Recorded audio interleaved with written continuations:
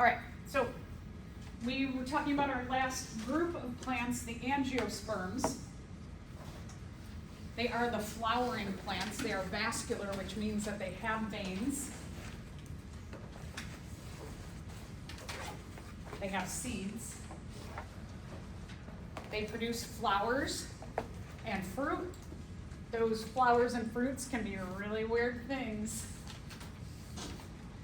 There are over 200,000 species of the flowering plants. They range in size from being millimeters small, so really, really tiny, to hundreds of meters tall. So we have a huge, just diversity of range of them. So we're going to look at angiosperms, and oftentimes we might think of they look like these pretty flowers, but the flowers are not always looking like that. So how do we look at the difference between two major groups of angiosperms? So there are the monocots and there are the dicots. These names synthesize the groups down to simpler names. Sometimes, like if you take a botany class, you'll see these names are much, much longer, or like in your lab, Monocotylidae, Dicotylidae, they're longer names, but I like to just call them the monocots and the dicots. And we'll get to 5 different ways to differentiate these groups and why we're calling them monocot and dicot, focusing on mono for 1 and di for 2. All right, so one, we can look at the flower parts. And we can see in the flower parts of the monocots, like this lily, for example, we can look at 3 different parts of the flower and identify it in the monocot group. So one is that the flower petals, the pink here, there's 1, 2, 3, 4, 5, 6. It's a multiple of 3. So that's one thing that makes a monocot. Also, the male flower parts, the stamens. There's 1, 2, 3, 4, 5, 6. So that's a multiple of 3. And then also when we take a look at the carpel or the female flower part in the middle, it's shaped like that. It's maybe a little bit hard to see, but what you are seeing is that it's shaped like that. And it has 1, 2, 3 parts to it. So we can look at female flower part divisions, male flower part, how many, or the amount of petals. Because sometimes like the petals will all kind of start to die off, and then you're left with the female and male flower parts. The dicots are a bit more complex and they have a lot more diversity. They can be in 4s or 5s, and even 4s or 5s within the same flower. So here, if we take a look at this flower, you've got 1, 2, 3, 4, 5 petals. The female flower part, the carpel,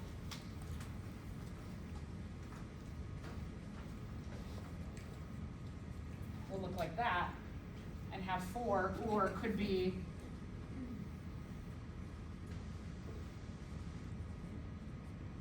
like that. So it could have 4 or 5 different kind of lobes to it. The stamens, oh, there's a lot of them. There's a lot here. So you could sit and count them all, and then they'd be a multiple of 4 or 5. All right, so let's say that the flower dies or the flower is not present when you're looking at a plant. Other things that we can look at. We can look at the vein pattern on the leaf. When we're talking about vein pattern, we're talking about the vascular tissue. Monocots,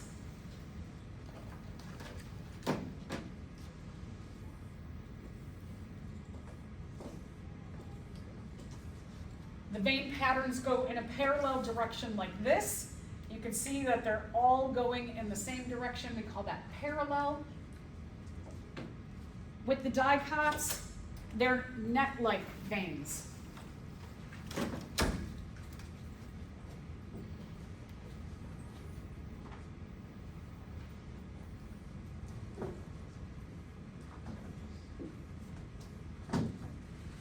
So it could be like that, or maybe it's more oval.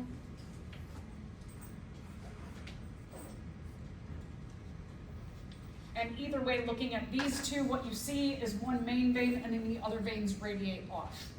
So very different pattern when we're talking the dicots from the monocots.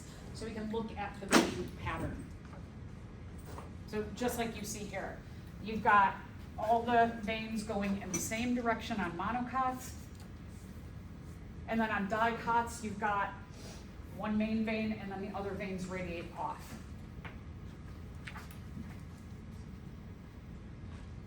Let's answer this question. So one of the things that is characteristic of the angiosperms is that they have broad leaves. Now, broad leaves is not necessarily super descriptive of all the angiosperms, because grasses, which are really skinny, they are considered to be broad leaves also. One of the things about biology, if you take more biology classes, you'll find that there's, because of evolution and divergence from a common ancestor, that sometimes it's really hard to characterize all the species in a group by one definition. So, like grasses don't necessarily fit broad leaves, but they are broader than maybe a needle-like leaf of an evergreen tree. And so that's kind of the comparison there. So having bigger, we'll say bigger leaves, grasses usually have a lot of leaves. So having these bigger leaves as opposed to needle-like leaves, is it because, which one of these do you think would be an advantage of having bigger leaves or more leaves than needle-like leaves? Yeah, good. So what we're looking at, the important thing to think about is that for the flowering plants, that by having bigger leaves, it can increase gas exchange and thus support more photosynthesis, because they are making fruit, and fruits are what we eat, right? So we get a lot of food through our flowering plants, so we need a lot of photosynthesis to produce those sugars, and then those sugars to go into different metabolic pathways to make all the different kinds of food that we eat from plants. All right, so continuing on. We can look at a pattern. Now, let's say with our plant, the leaves all fall off, flowers have fallen off, and all you're left with is the stem. What you can do with the stem is you can cut it, and then you can look down on the stem, and inside of the stem, you will see a pattern of the veins within the stem. When we are looking at these inside patterns, the monocots, they just have a scattering of the pattern.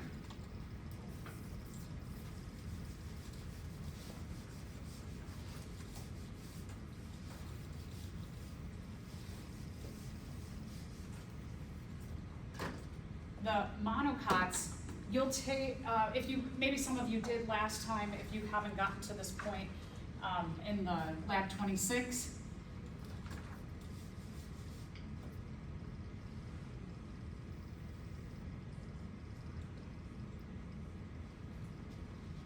Those little dots, so if I took this and I made a slide, like a cross section, and we looked at each of these individual dots, the dots look like this. So I like to think like it kind of looks like a monkey's face, like ooh. So monocot monkey face when you're looking underneath the microscope. The dicots have a ring pattern. You can see like the one that's up there, it almost looks like a pie, but it could be like that, or, and sometimes they're weird shaped.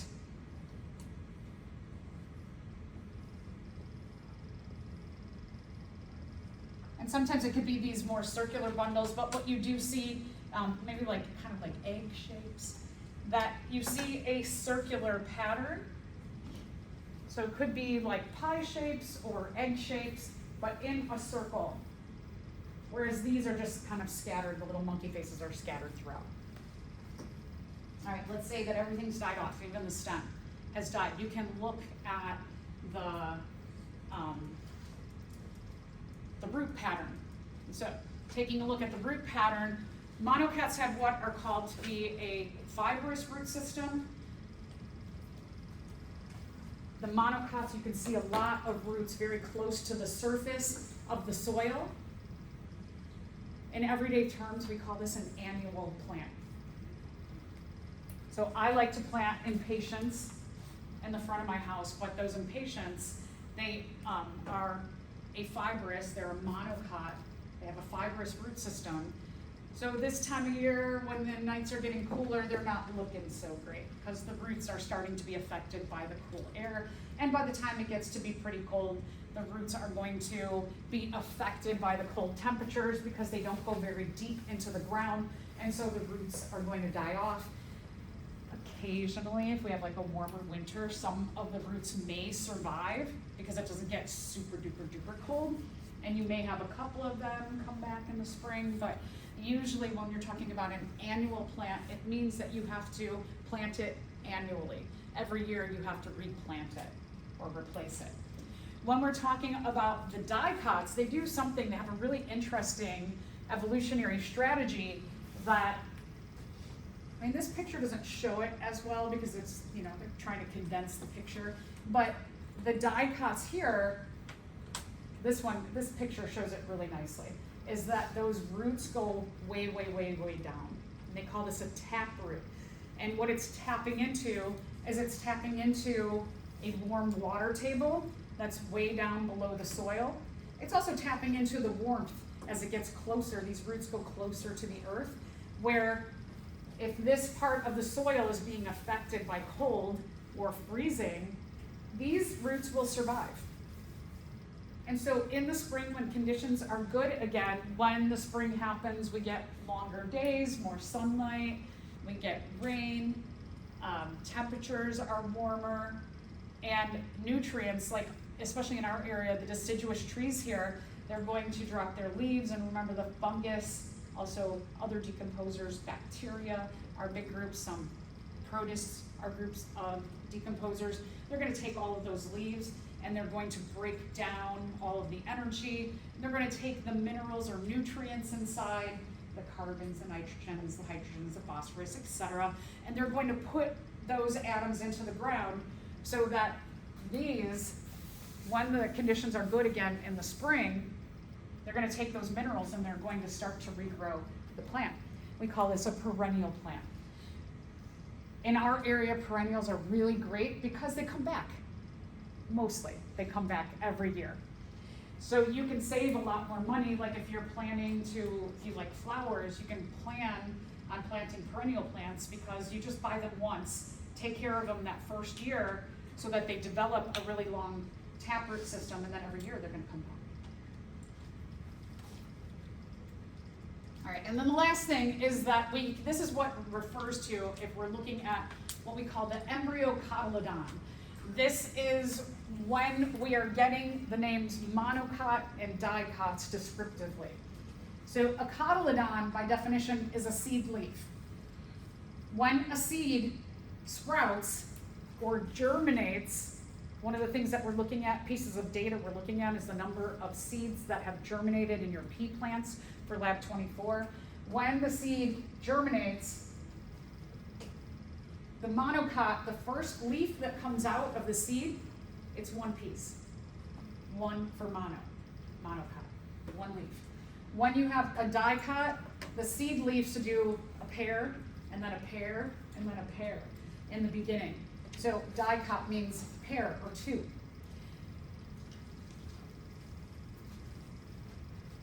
So monocot, one leaf, dicot, two leaves. But you can also look at the structure of the seed itself and tell whether it's a monocot or a dicot. So one, you can wait till it germinates and you can see how many leaves come out. But the second thing that I want to point out, corn, for example, or other cereal grains, their seeds are one piece. Think about a corn kernel. Each corn kernel is one piece. Each of those corn kernels has an embryo inside. One piece for monocot. When we're talking about the dicots, like beans, legumes, nuts, they have two pieces. So if you think about like a peanut has those, like you could crack one peanut into two pieces, or an almond, or a bean, or other legumes. You can crack them into two pieces. So there's two pieces for the dicot, 2, and monocot, 1 piece. So there's a lot of different ways that you can identify whether a flowering plant, an angiosperm, is a monocot or a dicot. So here again is a summary that we have the flower parts in multiples of 3 for monocots, 4s or 5s in dicots. The leaves are parallel venation, parallel veins, all the veins going in one direction in the monocots. In the dicots, you have one main vein, and all the veins radiate off. We call this net vein. For the stems, if we take a look at the vein patterns within the stems, you see a scattering of those. When you look under the microscope for a monocot, the scattered little pieces look like monkey faces. And when you look at a dicot, it's in a circular pattern. The circles could be little triangles or egg shapes. Roots are fibrous and close to the ground in monocots. Taproot goes way, way deep down into the ground for the dicots. Monocots, the seed itself is 1 piece. Dicots, the seed itself is 2 pieces. The cotyledon, or the first seed leaf, is 1 piece. And in dicots, they come in 2 leaves for the dicots. All right, a little bit about we're going to go through other features within plants. So plants have stem cells. They're called meristematic tissue. Again, stem.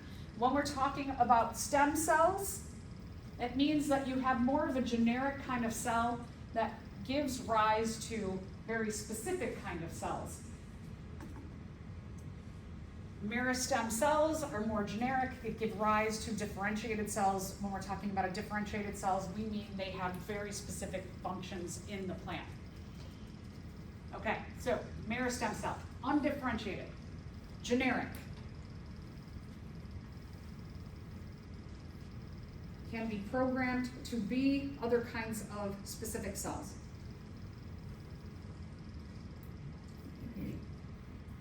These stem cells, meristem cells, keep the plant growing throughout its life.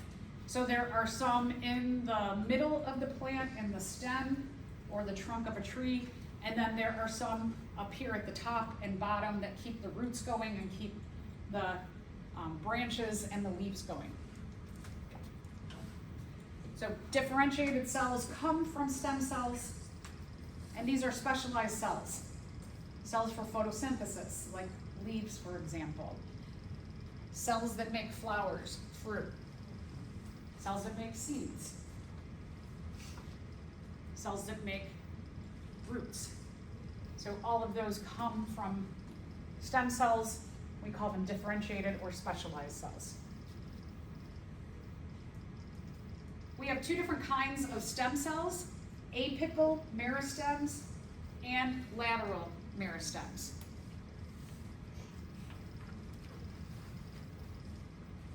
They're different in that they're in different locations, and then they give rise to different specialized cells. So apical meristem cells, these are what we would call the tip meristems because they're at the top of the plant and the bottom of the plant. Being at the top, they're going to give rise to branches and leaves, and those that are at the bottom give rise to roots. They help to anchor the plant in place with the roots, and then they help the plant to continue to grow in height. That leaves us with the middle part, the stem or the trunk of a tree. What we call those is we call those lateral meristems. They call them side. I like to think about like inside, like the inside of the plant, not the top and bottom, but the inside. They run parallel. So just thinking between, whatever's between the roots and the top of the plant, they're in the middle. The stem itself or the trunk of the tree. They will make the plant grow also in girth so that it gives strength in size. So a tree doesn't grow super duper skinny and then fall over. Or like my tomato plants, right? Sometimes they get they grow really, really tall fast. So these are going to help the girth or the middle of it grow.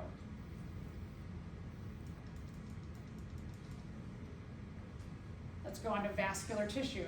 Like us, we have a vascular system. We refer to our circulatory system as that. They also have a vascular system. It's a tube system that transports important things around the body of the plant. The two tubes are xylem, it has a Z sound, and phloem, the PH has an F sound. All the English language, so. All right, xylem cells. Xylem cells are going to conduct water mainly and other minerals that are diffused into water.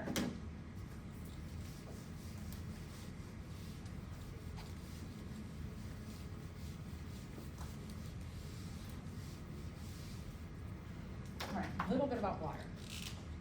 If you took Bio 111, you might start to remember this about hydrogen bonding.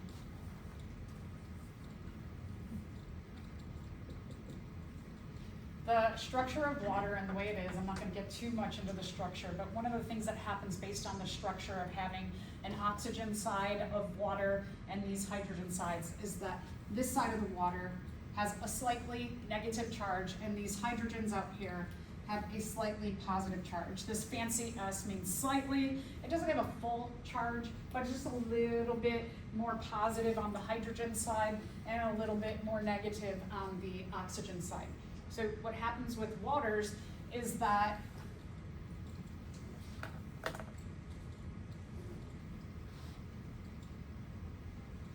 they will start to be attracted to one another through oxygen side to hydrogen side. And this makes a little tiny H bond or hydrogen bond. Now, what can happen is that the waters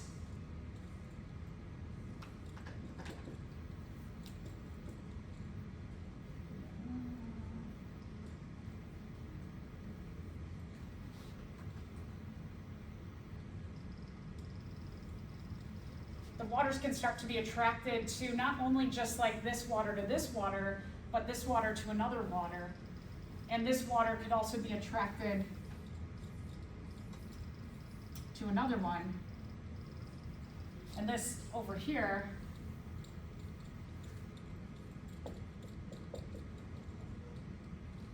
so this water on its own could attract 1, 2, 3, 4 other waters to it through hydrogen bonding.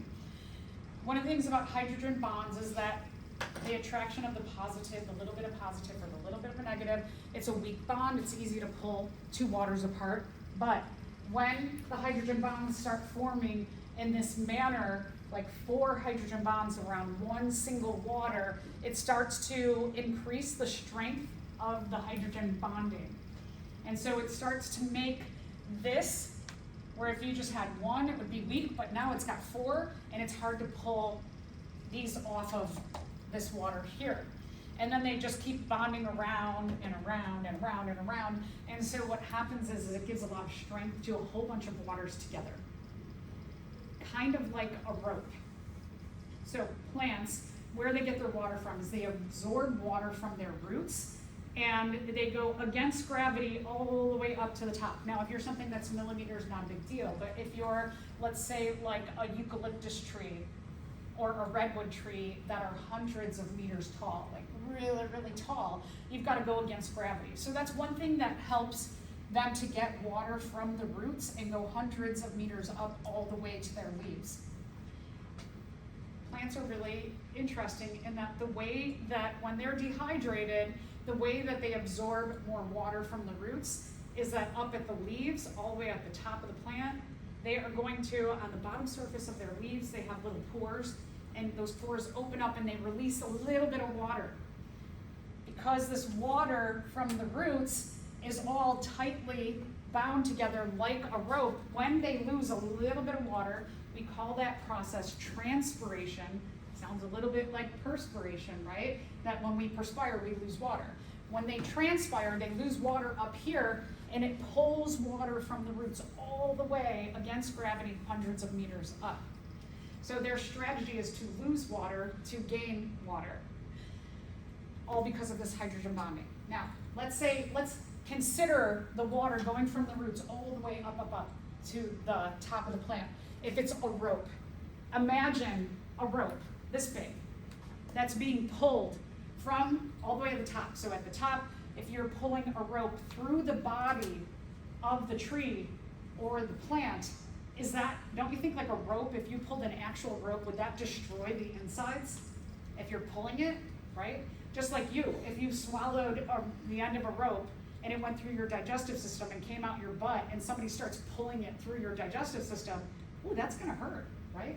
So same kind of concept here. When we're talking about the hydrogen bonding of water, making this kind of rope water system throughout, it's rough on the insides. So the xylem cells are really, really thick and strong because they have to be able to withstand that pulling of that water rope through the body of the plant. So kind of interesting, the coevolution of the structure of hydrogen bonding of water and the structure of these xylem cells. We're going to talk more about these xylem cells in a little bit.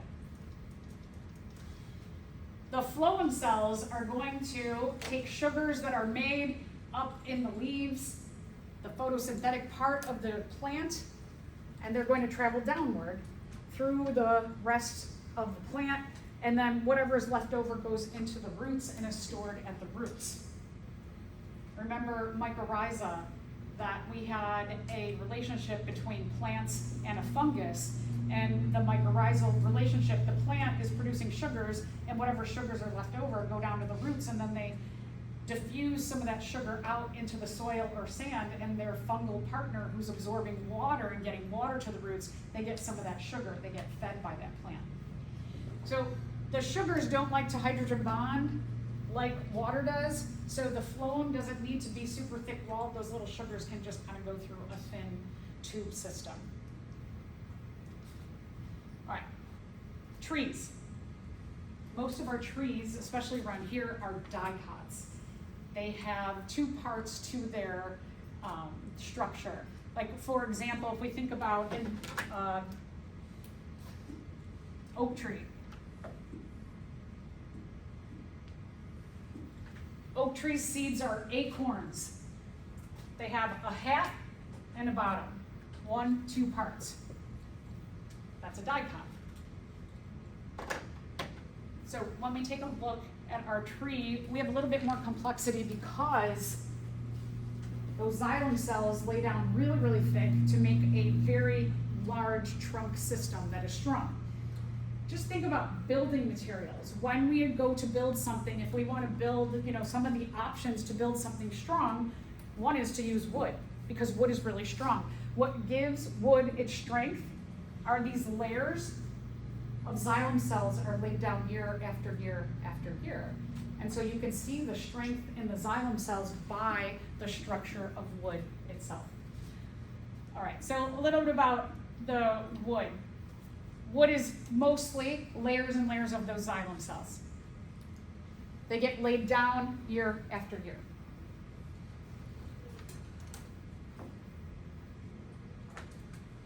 We're going to come back to this in just a second.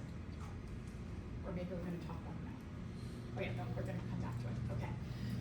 So, layers and layers of xylem cells here. We're going to work our way outward. So you have the xylem cells. These are old xylem cells. What we call the sapwood is the newest xylem cells. When you see this vascular cambion, anytime you see cambion is a kind of stem cell that is specifically going to be in between xylem and phloem. So you might want to write cambion. I know I have it somewhere else in the notes. Cambion is a stem cell.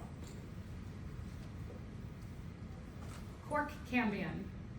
Cork cambion are stem cells that give rise to cork, the outer part of the tree. It often looks kind of like buckled on the outside or bumpy. Cork cambion, stem cell that gives rise to cork. Vascular cambion gives rise to the vascular system, the tube system of xylem and phloem. Okay, so vascular cambion between the xylem and the phloem. They're highlighting it in green. It's not really green in the plant, but you do see they're just showing you the differentiation in layers. Every year, the vascular cambion will give rise to new xylem cells and new phloem cells. But again, the phloem isn't super thick, but the xylem is going to be a very thick cell. Next comes a layer. Oh, so let's step back a second. Let's talk about the xylem cells. Every year, when xylem cells are laid down, there's 2 layers of xylem cells that are laid down per year in a tree. One is early xylem cells. These are cells that are laid down in the spring, and the late xylem cells, these are laid down in the fall. Summer. Spring, summer. Spring, summer. If we take a look at the rings of a tree, so if you've ever, like when you went to like grammar school, middle school, you might have looked at a cross section of a tree and then you count the rings of the tree and that tells you how old it is. Really what you're looking at is the alternation of dark and light. The dark cells are usually a lot more compact, so you get a darker color, so that you see the summer cells are usually more compact, and the early cells, the early xylem, are wider. So you usually get a light, dark, light, dark. And when you count the rings of the tree, you're usually either counting all of the light rings or all of the dark rings. And regardless of which one you're counting a ring, and then you're like, oh, space, and then another ring in a space, but it's actually 2 layers. We can tell a lot about the climate history of this tree by looking at how thick these layers are laid down. So for example, if we're looking at this picture right here, what I see is that I see the early xylem cells, or the spring xylem, are pretty wide, and the summer xylem are really thin. This indicates to me that there was a lot of rain in the spring and not much rain in the summer. But at the end of the summer, maybe they got like a little bit of rain at the end of the summer, but for the most part, the summer was pretty dry, but this was a very rainy spring. We can also take a look at this here, and when you're taking a look at the layers, like for example, if we're looking at this layer right here, shows me that it was really, really rainy here.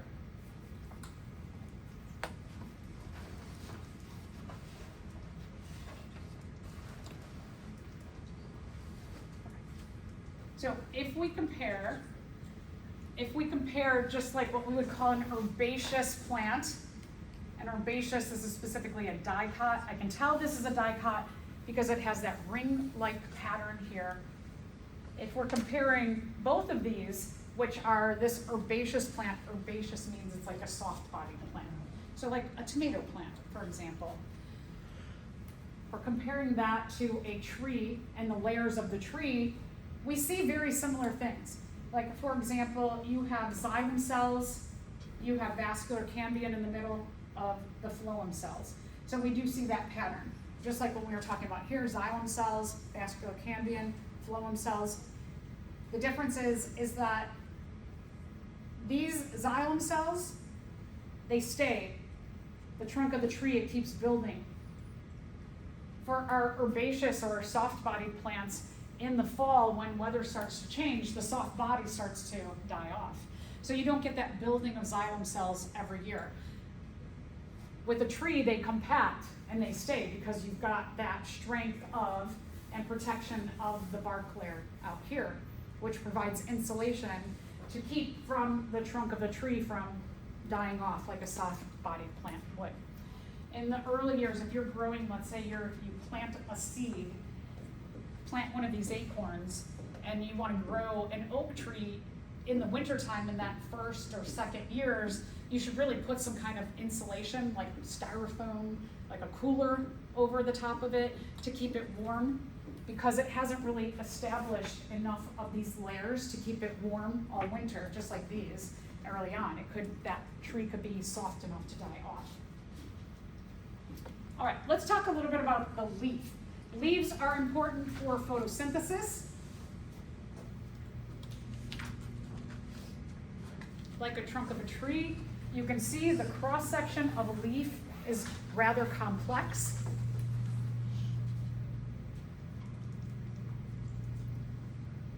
So we're going to go from the outer layers to the inner layers of our leaf cross-section. Like us, we have a term that's familiar, epidermis. Epidermis is the outer skin. The leaf has two sides to it. It has a top and a bottom. So it has an epidermis here. You can see this layer called the upper epidermis, and it has a lower epidermis. So it's got skin layers just like we do. On the outside of the epidermis is something called a cuticle. Cuticle is a thin layer of wax. I know I've mentioned this before, that it has a wax. Do I mention it? No, I don't have it mentioned. I might have it mentioned somewhere, but just know that, like I'm just pointing out, the cuticle is a waxy layer on the top and bottom. I probably have it in there somewhere. Oh, I'm going to get to it. On the bottom portion of the plant, like I was mentioning before with transpiration, you have pores. These are called stoma. The pore itself is the stoma. The cell around that pore is called a guard cell. Through here, water can be released, so that water can be absorbed all the way from the roots. And then also, you have carbon dioxide can come in for photosynthesis, and oxygen that's made can go out. So the guard cell is the actual green cell that has the stoma or pore inside of it.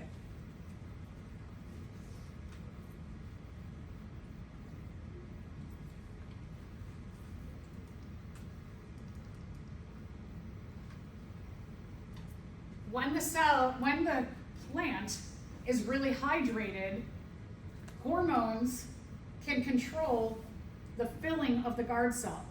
So that when the plant is hydrated, the guard cell is hydrated, and you can see it's pretty plumped up. When the guard cell is plumped up, the stoma or the pore is closed. If the plant is dehydrated, the guard cell is not going to be as plumped up.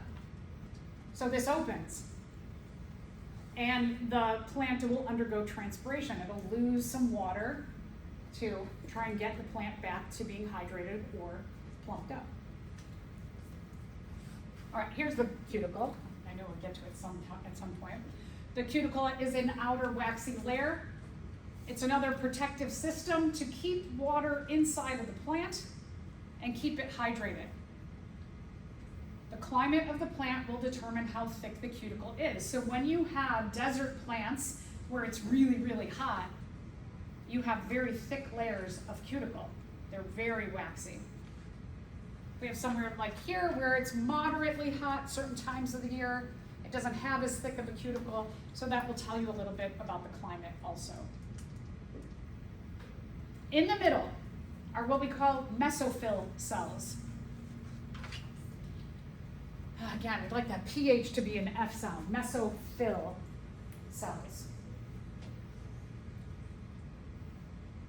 We have two different kinds of mesophyll cells. You can see a layer here at the top, and then you have this layer that's a little bit more scattered, but all of these cells are mesophyll cells. They undergo photosynthesis because photosynthesis is really important to a plant to convert sunlight, water, carbon dioxide into energy. You have a lot of these packed inside of the leaf itself. Also, all of these little dots, all the little dots on the mesophyll cells, those are chloroplasts. They are the organelle that is responsible for photosynthesis. So again, those dots are the chloroplasts.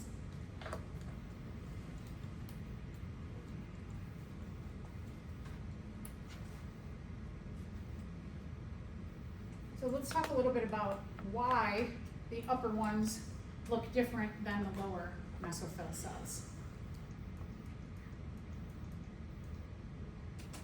Okay, palisade mesophyll. These are at the top. They're more, they call them columnar. I just have longer, skinnier. This structure of them and the structure of these have a lot to do with the function of photosynthesis and the location of the guard cells. There are very few guard cells up here at the top. You could kind of think about the guard cells with their pore, the stoma, as being the mouth of the plant, where plant is going to take in carbon dioxide and release oxygen. The top of the leaf, if it rains, can you imagine, like, if you were just like this when it's raining? You'd drown, right? So evolutionarily, they have developed the guard cells to be on the bottom where they're protected like an umbrella. The top functions as an umbrella, and the bottom where they're breathing through is protected. So it allows gas exchange to happen in a protected manner even when rain is coming down. Because you don't have many guard cells, occasionally you do, you have these packed. The palisade mesophyll cells are packed together in columns all along the top. The bottom. The spongy mesophyll cells.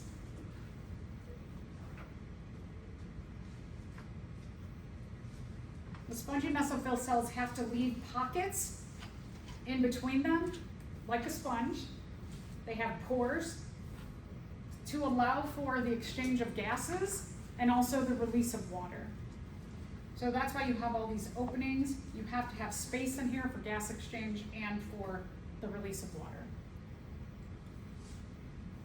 One other thing to notice is that at the bottom of the cell, you have the vascular tissue bundles. Vascular tissue, again, refers to veins. And when we're talking about veins, they are going to have the two-tube system that's important for the exchange of important stuff within the plant itself, like having water come up and sugars go down. So in here, when you're taking a look at the vein, what you see is xylem cells and phloem cells.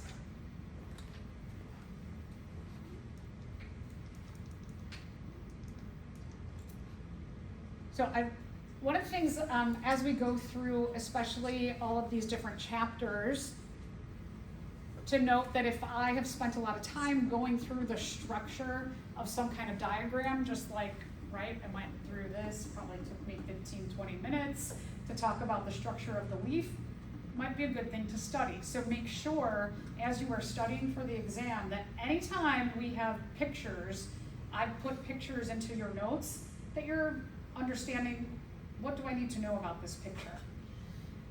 It might be on the exam, so don't neglect studying pictures as you're studying the exam. Pictures, graphs, illustrations, etc. Also, Hardy-Weinberg. I spent a lot of time talking about that. All right, so this is what a real leaf looks like. Just gives you the context of kind of seeing what it looks like in real life as opposed to the illustration. All right, a little bit about roots. We said roots are where water and minerals are going to be absorbed from the ground. You might think of roots also as providing anchorage to hold that plant upright. Big jobs of the roots: anchorage, absorb water, also absorb other dissolved nutrients. And we're talking about nutrients, we're talking about like carbons, hydrogens, nitrogens, iron, other things that would help build the body of the plant over time.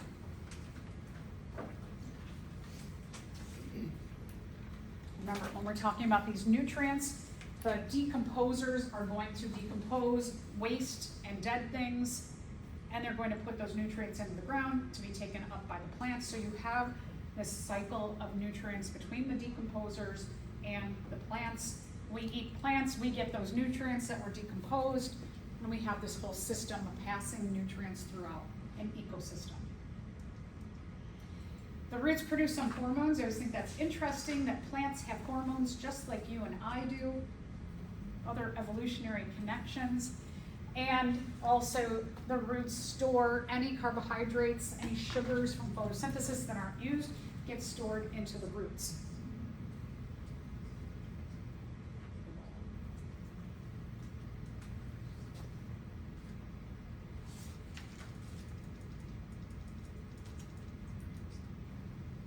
When we take a look at the root structure, the other thing is that the roots, if we just take a look at, like, let's say that this is a taproot system of a dicot. If we looked at it under the microscope, we would see that the roots have roots, or what we call root hairs. So what is happening there is you have a lot of branching of the roots so that you get a maximum absorption of water as well as nutrients from the ground. So here's where I talked about transpiration before. Transpiration is the loss of water. For us, we call it perspiration. But when we perspire, it has a different function. We perspire, we lose water to cool off our body, whereas they are transpiring so they can absorb more water from the roots. In most plants, about 90% of their water needs are gained by transpiration, the evaporation up here and the pulling of the water in.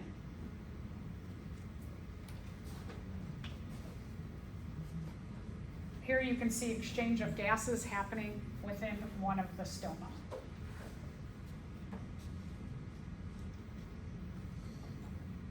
And what this illustration is showing you that you have all these little, they kind of look like Mickey Mouses. Those are the waters and the hydrogen bonding going from here at the bottom, making a chain-like system all the way up to be transpired here at the bottom surface of the leaves.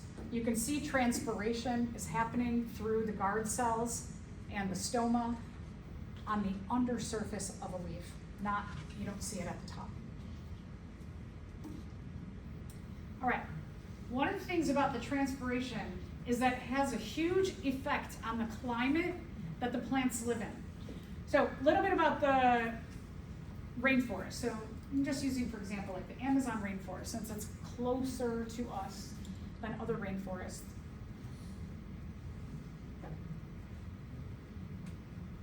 Trees. Some of the big trees, they can transpire as much as 200 gallons of water a day, each tree. So what is that doing for the climate? When we're talking about a rainforest, the reason why it rains a lot is because the plants are transpiring. And when the plants lose those little bits of water, which add up to a ton of water, the water evaporates up and it makes clouds. And when the clouds get full, they dump the water down, precipitate. The trees are going to absorb a bunch of that water through their roots, put it back up, transpire, and so the trees cause these evaporation, precipitation cycles. Now, let's say you were like, I got some money, I'm gonna invest in a pineapple farm. I'm gonna buy a bunch of land down in the rainforest areas of the Amazon. I'm gonna cut down those rainforests. I'm gonna cut down 20 acres of rainforest. I'm gonna get rid of the diversity of plants that live in the rainforest, and I'm going to do a monoculture, meaning one kind of plant. Have you taken away the ability of a lot of plants to do that evaporation precipitation then? Yeah, your pineapples are not gonna do nearly the amount of influence of this cycle in this area. And so when rainforests get torn down, they can cause an enormous impact and the change of the ecosystems, not only the one you're in, but local ecosystems that are nearby.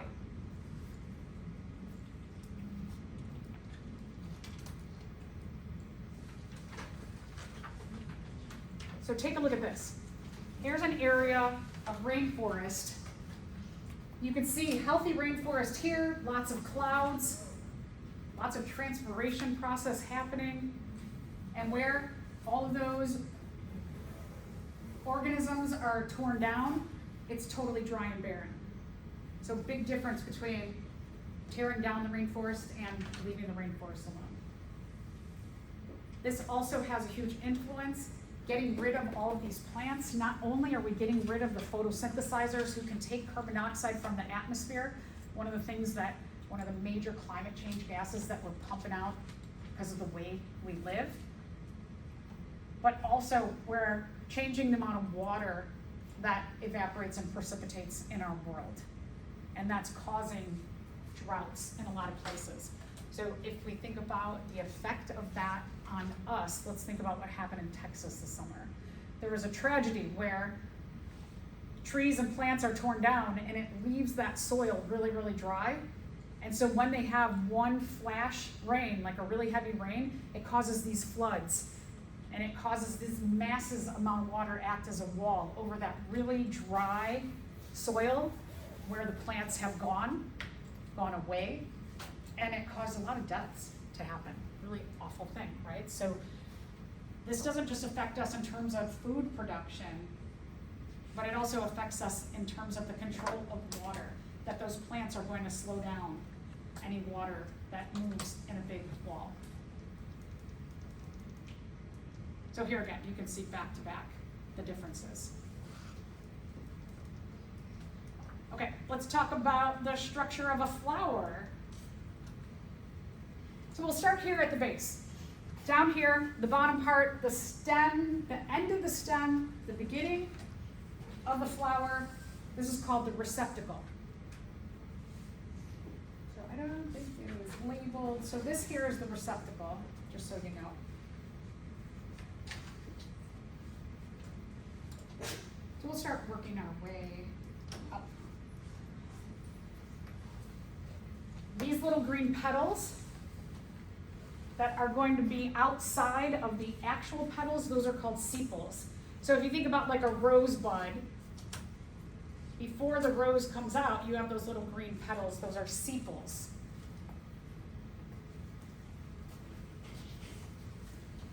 Inside, you have the male portion of the plant. I mentioned this before. These are the stamens, or the male portion of the plant. Stamens are also called androecium. The stamens are composed of two parts, the anther, which has the pollen on it, or the sperm, and the filament, that long skinny part. So the anther is the part that has the pollen on it. And then the filament is where the anther rests on, that long skinny part. The female portion of the plant, here in the middle, it's called the carpel or the gynocium.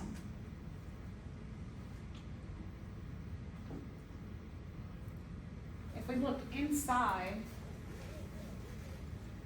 of the female portion, at the base of the female portion is an ovary. It's called an ovule also. Inside of the ovary, you have the eggs. So sperm are here, eggs are here.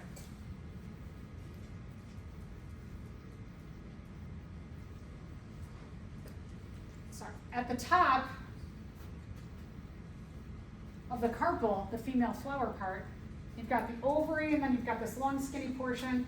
The top portion here is the stigma, or the pollen landing pad. When pollen lands on here, one of the coatings on pollen, it makes the pollen digest its way down through this long portion of the carpel, goes down here through the style, and the pollen digests their way till they get into the ovary.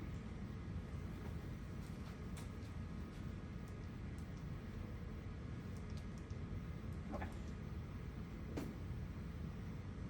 We're going to talk a little bit more about the stigma and some things that happen. Let's take a look at this question. The American holly tree requires a male and a female tree for production of red berries in the winter. This indicates that the male flowers lack what part, while the female flowers lack what part?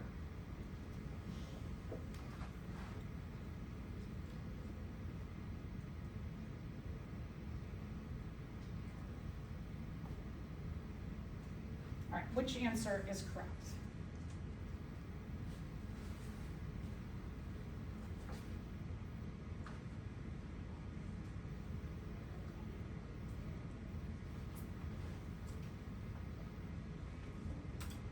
Which answer? Which one?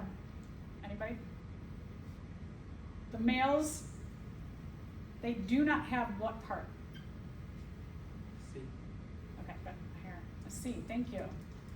The males do not have carpels. That's the female part of the plant. The females do not have stamens. That's the male part of the plant. All right, let's talk about the relationship between flowers, fruits, and seeds. The flower is the reproductive part of the plant, right? We just said that it has the portion that has the eggs and the sperm. Fruit comes from when sexual reproduction happens here in the ovary. When the sperm and egg merge together, they make a fruit. When you are eating this portion of the fruit, like this peach, you are eating the plant's developed ovary. Weird, right? We're pretty weird. And then inside of the fruit will be another plant to grow, which will contain the seed, and inside of the seed you have an embryo. So just think about a peach. If you're eating a peach, you're eating its ovary, and then what do you do with the pit that has the embryo inside? You throw it away. So we're throwing away embryos and eating ovaries. Very weird. All right, so how does pollen get from one plant to another plant? This process of the pollen getting from plant to plant is called pollination. Plants often need some kind of intervention to happen to get the pollen onto another plant. Sometimes wind can do it. The wind can blow the pollen. I love this picture because it shows you that other animals, one of the co-evolutionary factors here that has happened is that the little hairs that are all over this bee, they get pollen stuck in their hairs. And so the carpel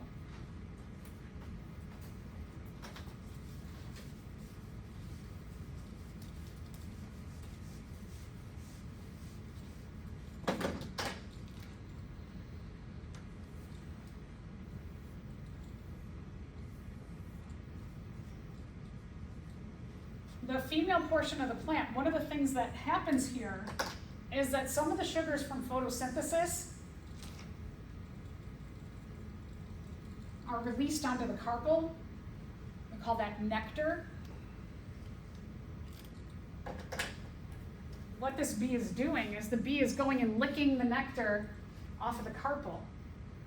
And while it's going from plant to plant to lick nectar and get those energy sources, it is picking up pollen from the stamens on its body. And so as it's going from plant to plant, it's dropping pollen from other plants. So here you can see again our little bee friend that in licking the nectar here off the carpel, its hairs on its body are rubbing against the stamens. And then when it goes to the next flower, some of that pollen will also get on the carpel. And that pollen will digest its way down into the ovary or ovule, and sexual reproduction can occur. So it's kind of weird that plants need oftentimes another species to help them with sexual reproduction. Weird. All right, so what do you think is the evolutionary significance of a flower with brightly colored petals? So the wind is a significant factor in pollination, could be, especially because of large petals. Maybe, I'm not really sure where that answer is going. Such plants are usually self-pollinators and do not rely on external factors for pollination. I don't know, maybe, I don't know. In general, these are aquatic plants. I don't know, this doesn't say anything about water, so I think that's nonsense. These flowers are more attractive to animals that act as pollinators. That sounds kind of good. Such flowers produce only microspores or megaspores. I don't even know what that's about, right? So one of the things that happens why plants have evolved to have flowers that are really bright colors, don't some flowers smell? You can smell a fragrance. The fragrance of the flower, the color of the flower will attract their pollinator to them, saying, those colors and smells say, hey, I've got sugar here for you. Come on and eat the sugar. All right, last bit about plants. Plants have hormones, just like we have hormones. Hormones are important for regulating important large processes within organisms. We're going to talk about 3 different hormones. We're going to specifically look at, and I'll talk the context of gibberellins or gibberellic acid, which you're using in Lab 24. But first, let's talk about auxins. Auxins are a hormone that influence phototropism. If you have plants at home, your plants in your house, do they usually lean toward a door or a window? Usually your plants lean a little bit toward the window. That's phototropism, which is influenced by auxins. Phototropism means that they have an instinct to lean toward the sun, to try and grow toward the sun. That's why plants outside grow upward, right, toward the sun. That's the auxins. Auxins also help with apical dominance.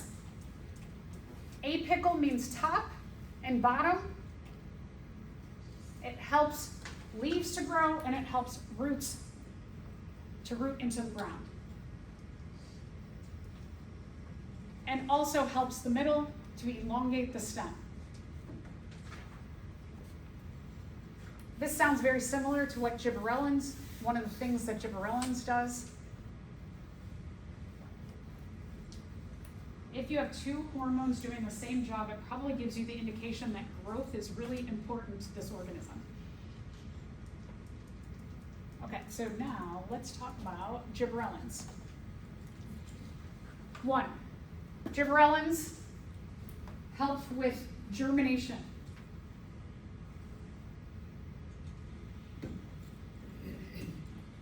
Germination. When you're looking at Lab 24, there are 2 things that you are studying, and you probably don't realize that you've been studying germination. The term germination means emergence from seed. It's the sprouting of the plant from the seed. Remember that you are also studying that. In your Lab 24, when you have a question that says, what is germination? Make sure you go back to the definition. The definition is here. The definition is also in your lab. So make sure when you're answering your questions, you are referring specifically to what the question is asking. What you have been studying every time you take measurements every day is you're looking at how many plants germinated, right? You're saying, okay, this plant number 1 germinated and it grew this tall. Plant number 2 germinated. You are looking at the difference in germination in the 4 different sections of plants that you have been growing. So inherently you have been studying how many of our plants have germinated and are influenced by either naturally having gibberellins, the dwarfs do not naturally have it, or by adding extra gibberellins to our standard plants, and in our dwarf plants, giving them gibberellins that they do not produce. So we're looking at the influence of gibberellins on germination. That's one thing you are studying. We're not growing our plants long enough to see fruit development, so our pea plants, we're not allowing for pea pods to grow. But gibberellins, if we let this go like the whole semester, we eventually would see our pea plants making fruit. Hypothetically, what we would see is that our standard plants, they probably will have more pea pods than our dwarf plants, and then our dwarf treated plants might have some extra pea pods than our regular dwarfs. The last thing is elongation, cell division and elongation. You've been measuring how long your plants have been growing. So in our study of Lab 24, we've been specifically looking at height as influenced by gibberellic acid or gibberellins, and also germination. So we've been focused on these two things. Make sure you remember that. All right, another hormone is called ethylene.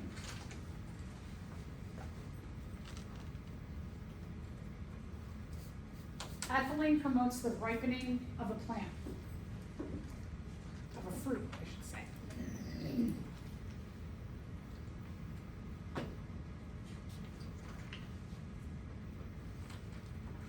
Okay, so I'm going to ask you a few questions about these. 3 different hormones. Okay, so one rotten apple spoils the whole barrel because the rotting apple produces what? Good, I hear E, very good. Okay, so here's the thing. Let's say that somebody goes apple picking, it's a great time of year for it, we're getting around to apple picking season, and they bring you home a bag of apples. One of the things that's really important to do with that bag of apples is go through it and see, because sometimes like in the middle you might have one that's rotting. What that rotten apple is doing is it's producing extra amounts of ethylene, and if you leave them in a bag, the ethylene gas that's produced will influence all the other apples to ripen quickly. So all the other apples could go from being like really, really great within a few days to being mushy. If you have, like oftentimes we'll go to Costco and buy a box of mangoes, and I always try and find in the box like I try and find like 2 that are ripe, 2 that are kind of almost there, and 2 that are not ripe at all. And that way I just leave them together in the box so that the ones that are ripe can give off some of that ethylene gas to help the other ones in stages ripen. So that I've got some that are ready to go, some that are almost ready to go, and some that'll be ready to go next week. So the other thing you can do is like ripe bananas. If you have a banana that's turning the color and you want some other fruit, like if I have my mangoes and they're all really, really hard, I can take a ripe banana, put it on top of those mangoes. The banana will give off ethylene gas and help them to ripen faster. You also want to make sure that you separate. If you've got like one banana that's turning black, you want to separate it from your other bananas so that it doesn't make all the other bananas go ripe too quickly. One of the possible consequences for a plant with a defective gene for the production of gibberellins, like a dwarf, would be rapid rotting of the fruit, an increased rate of lateral root development, the development of fruit without fertilization, a longer dormancy period for the plant seeds, an increased rate of stem elongation. Good. I saw some nodding for D. Excellent. So when we're looking at our dwarf versus our standard plants, our dwarf plants have a defective gene, kind of like they have, instead of having the dominant gene, they've got the recessive gene, and 2 recessive genes means that they do not produce gibberellic acid or gibberellins. So that fault of not having that is going to slow down their ability to germinate, fruit production, as well as length of the plant growing. Okay, and last question. If you grow coleus plants, these are common house plants or outdoor plants, you will need to pinch off the top bud frequently to keep the plant from growing tall and spindly.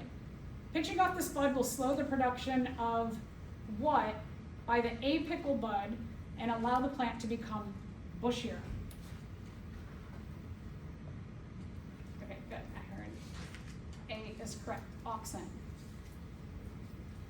So if you have, I always do this with my tomato plants, is that when you have leaves like this, you can actually pinch off the little bud that's forming in between the leaves at the top, because tomato plants tend to grow really, really fast, tall. If you pinch off that apical bud at the very top, the little bud that's forming, it'll make the plant do more branches this way rather than growing tall. So you can make your tomato plants grow bushier. Also, on tomato plants, They often will have their side leaves. You can pinch those little buds too, and it'll make more side plants or side stems grow. You can do that at home if you have a plant that is growing too tall and it looks like it's going to fall over. You can pinch off the top bud and then it'll start to grow this way. I think that's it, right? Yeah. Okay. So today